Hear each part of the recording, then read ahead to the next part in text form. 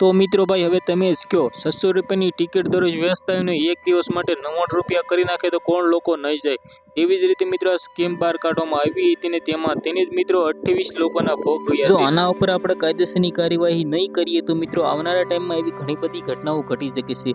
તમને બધા લોકોને ખબર છે કે ગુજરાતમાં એવી ઘણી બધી ઘટનાઓ ઘટી ગઈ છે જેમાં મિત્રો નિર્દોષ બાળકોના જીવ ગયા છે.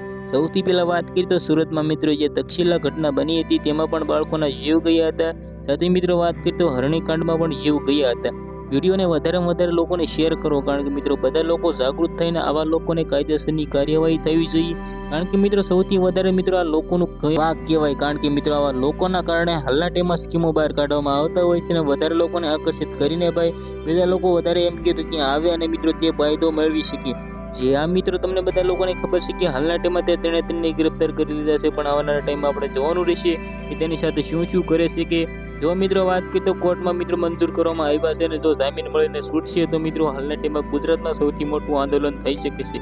તમને બધા લોકોને ખબર છે કે સોશિયલ મીડિયામાં એટલું બધા વિડીયો વાયરલ થઈ રહ્યા છે, એટલા બધા ક્રોધે લોકો જણાવ્યા છે, કારણ કે મિત્રો ક્રોધ થવું પણ જોઈએ.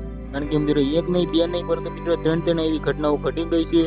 તેની પાછળનું સૌથી વધારે કારણ હોય તો મિત્રો તે છે લોકોનું કારણ. કારણ કે મિત્રો લોકોની બેદરકારીને લીધે હાલના ટાઈમમાં મિત્રો માસૂમ બાળકોના જીવ ગયા છે.